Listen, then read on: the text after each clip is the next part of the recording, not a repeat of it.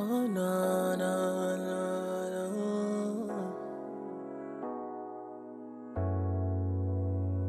no. It's no I thank the Lord that I found you, baby. I bless the day that I saw you. Hello, beautiful people. Welcome to Life Flow Podcast, your number one podcast that fills your ears with well-curated stories about the good, the bad, and the ugly facets of life. I am your host, Debbie Dowesi Ajum. We started this amazing journey last year, February. We read out 2 short story collections last year, and we are on a new one for the new year titled Valentine's Highway.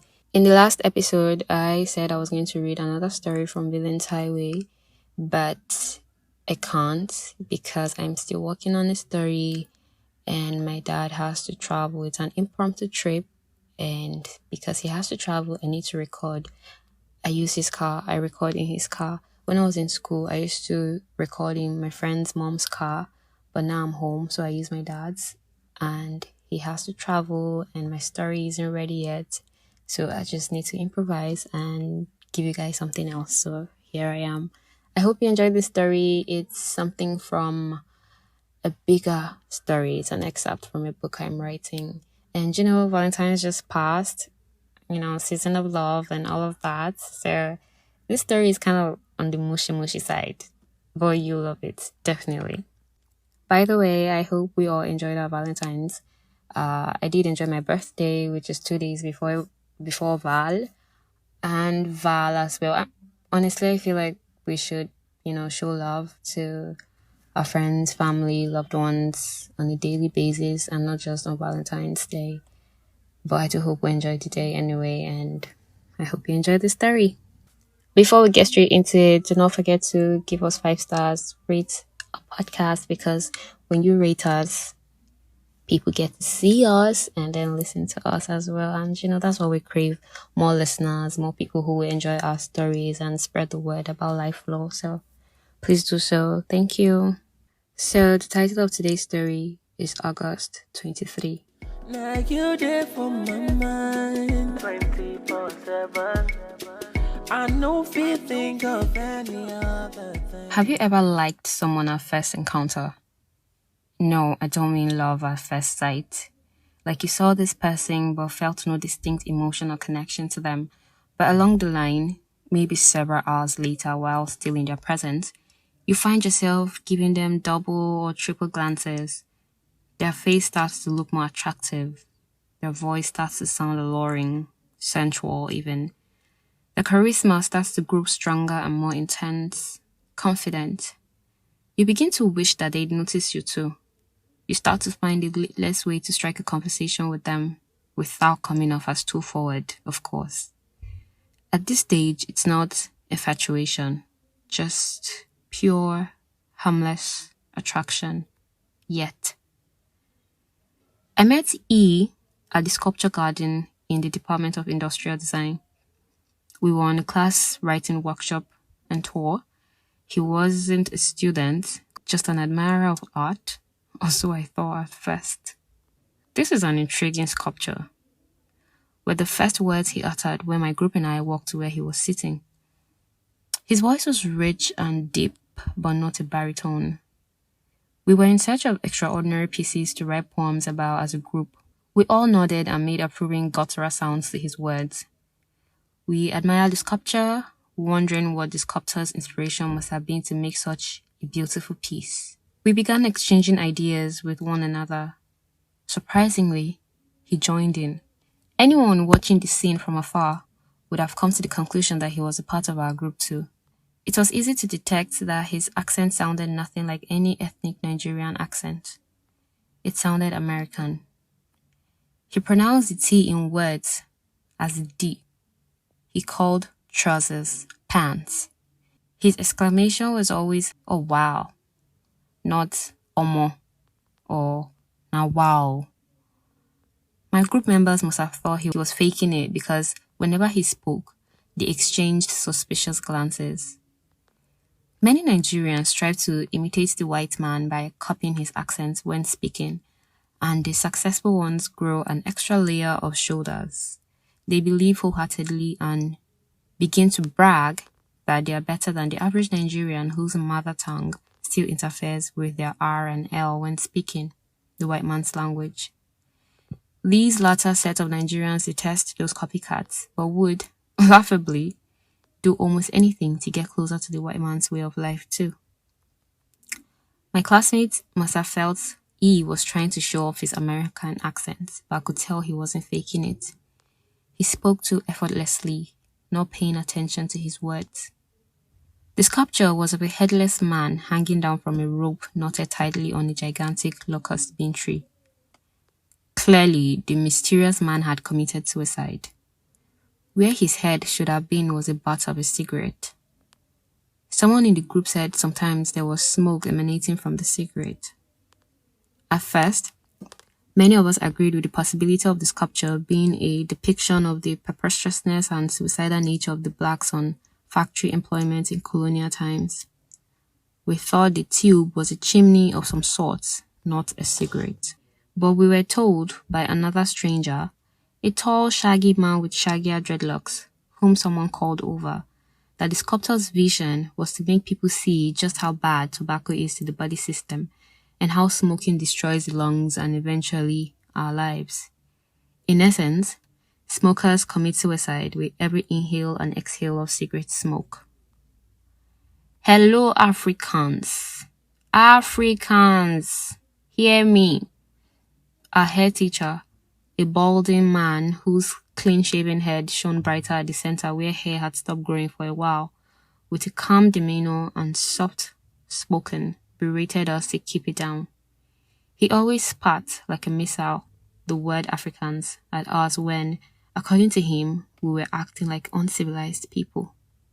Loud chuckling fell on us all, like a spirit had taken possession of our minds, for a few moments before passing the bait into a hush. This is E. Dawood. He will be one of those facilitating today's workshop. It was after our deliberations on the sculpture that our head teacher introduced Mr. Nigerian with American accent as one of the tutors for the writing workshop. E instantly became shy and uneasy, smiling without showing his teeth and shifting his weight from left foot to right foot, when Malam said, "Please, introduce yourself." E was wearing a black short-sleeved shirt that was folded 2 times at the forearms, atop dark blue denim jeans that stopped slightly above his ankles. He wore black stockings that disappeared inside the hem of his trousers and black Adidas sneakers. His hair was cut short inside the blue cap he was wearing. 3 tiny heels were inscribed on the front side of the cap. Below the cap, on the bridge of his nose, were glasses that looked like the handiwork of a carpenter. The lens was transparent, but I wasn't sure if they were medicated or not. He was dark-skinned, not like the clouds when it wants to rain or the sky when dusk has fallen. Dark-skinned like dark chocolate. My favorite type of chocolate, our favorite type of men. "Hey, everyone." I remember were the exact words he used as salutation, further depicting his Yankeeness. He continued without meeting anyone's eyes, his hands burrowed deep inside the back pockets of his denim jeans, his big chest shooting out further, his weight still alternating between both feet. I'm a writer and professor at Troy University, Alabama. I was just like you a few years ago, graduated from here, same department, and I teach creative writing. I'm sure we're all going to have a fun time today, so thank you. It was after a few seconds of uncomfortable silence when everyone realized he was done introducing himself, and we all broke into an applause. The other members of the class had joined our little group at the headless sculpture, so more people began murmuring. I knew it was because of the way he sounded, the way he spoke. It would have been a shame if he hadn't mentioned anything Yankee in his brief opening speech. His arms, from where his shirt sleeve stopped, were covered in dark, curly hair. Hair sprouted on his fingers too, slightly above his knuckles, like weeds growing in the wrong places, and he was sporting a full beard and mustache. He had full, wide lips, the lower lip a bright shade of pink with little dark spaces in between that suited his face perfectly. His nose was somewhere between small and medium and slightly pointy, not big, but not long if you looked at his side view. He looked every inch a typical masculine man, facially. I was totally smitten. The shaggy-looking man with shaggier dreads appeared to be one of our tutors too. But thanks to his baritone voice, tall frame, and the lanky build, and the first romantic poem he said he'd ever written for a girl in his teenage years, which he somehow still remembered, almost a decade later, and proudly recited to the hearing and admiration of all except me, almost all the girls were drooling. During the tour, I also noticed that he walked with a swagger, although not consistently, as if he could not decide on the particular walking step out of the many he had to use. He kept to himself while the other tutors had girls swarming around them like moths to flame, flies to palm wine. They were clearly enjoying this rare form of attention from young, teenage-like girls, but he was enjoying his solitude, almost as if he could not handle the attention and was grateful the others were the recipients of that fate. At one point, when we were walking, he got closer to me, and I saw that he was taller than me, but short for a man, given the unwritten rule that real men, judging by most women's standards, should be nothing short of 6 foot in height, maybe average. I took the chance to look at his hands again. His fingernails were clean and short. He wore a black Apple Watch on his left wrist and a golden brown wrist adornment on his right. It was made of brass, or iron, or metal. Something like that. Something you wouldn't expect to see on a human, but on an automobile. Very crude. Now that I think about it, so were the rings on his fingers. For a man dressed so civilized, his accessories were quite unethical. Savage. He dispensed a strong masculine energy, but underneath it, there was a profound tenderness. It fascinated me. It drew me to him. So when he said hi to me, I wasted no time in saying hi back.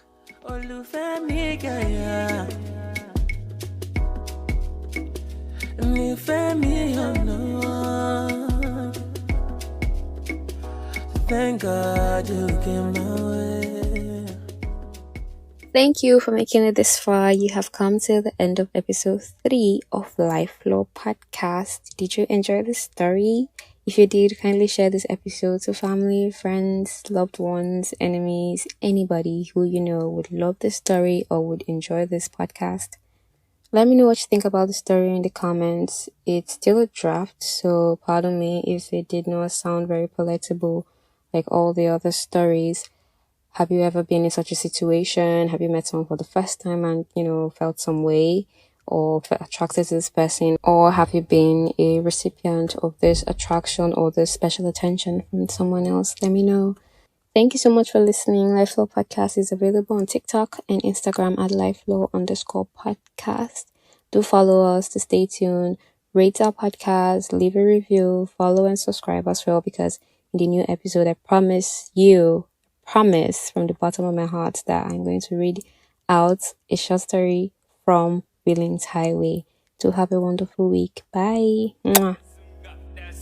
Girl, I just want to ride with you, 'cause you are my ride or die. And I just want to stay with you till I die. Girl, I just want to ride